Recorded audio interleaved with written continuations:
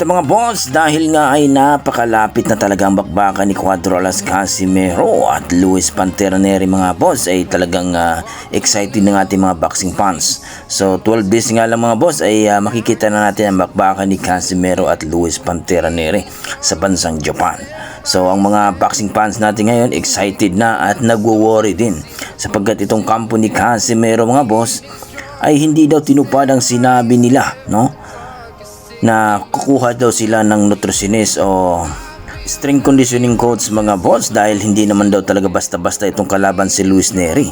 Kung makikita natin mga boss ang resume ni Luis Nery ay talaga namang pinagapang ang monster ng Japan na si Naoya Inoue. Kaya talagang nag-worry ang ating mga boxing fans ngayon, no? Bakit hindi siya kumuha na alam naman nila na delikado itong si Luis Nery.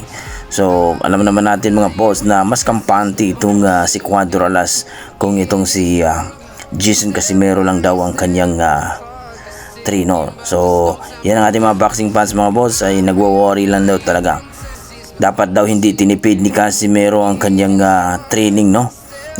Isang buwan pa daw, kumbaga na-extend pa daw, pero mukhang hindi pa daw masyadong handa itong si Cuadro Casimero. 10 days na lang mga boss.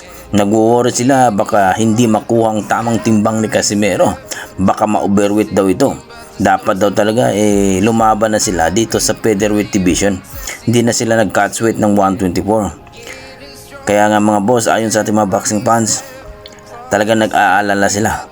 Baka hindi po fully condition itong si Casimero at matatalo daw dito kay Luis Nery dahil tinipid daw ang training ni Casimero. Kumbaga, kumuha daw dapat sila ng nutritionist o strength conditioning coach. Kayo mga boss, ano masasabi niyo dito?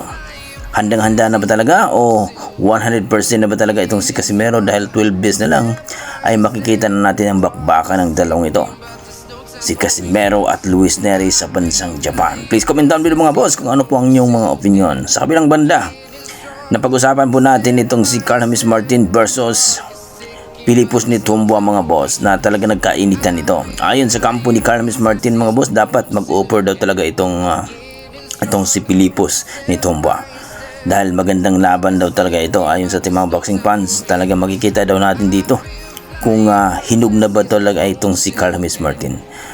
Kung maalala natin mga boss, itong si Nitumbo ay rank number 9 ito sa WBO Super Bantamweight Division. Rank number 2 naman itong si Carl James Martin sa WBO Super Bantamweight Division. So pareho po silang nasa ranking. Ang kaibahan lang ay itong si Carl James Martin ay rank number 2. So para sa akin mga boss, tama naman ang sinabi nila na kung gusto daw talaga makalaban itong si Carl James Martin ni Philippus Nitumbo, ay talaga namang mag-offer sila para talagang makikita natin dito kung interesado talaga itong si Philippus. So kayo, anong masasabi nyo dito? Please comment down below mga boss para ating mag-usapan. Maraming salamat.